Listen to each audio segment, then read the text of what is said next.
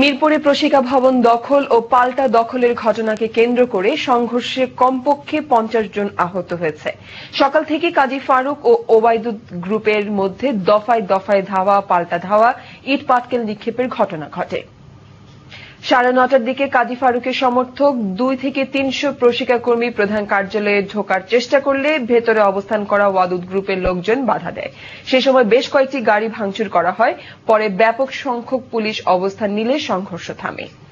দুপুর 12টার দিকে কাজী ফারুকের নেতৃত্বে শতাধিক কর্মী আবার প্রশিকা ভবনে ঢোকার চেষ্টা করলে সংঘর্ষ বাধে এবং বেশ কয়েকজন আহত হয়।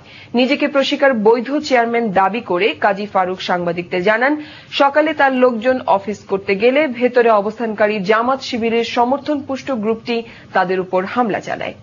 অপরদিকে ওয়াদুদ গ্রুপের পরিচালক আব্দুর রব জানান, 24শে মে বোর্ড অফ ডিরেক্টরদের সভায় কাজী ফারুককে অপসারণ করা হয়েছে।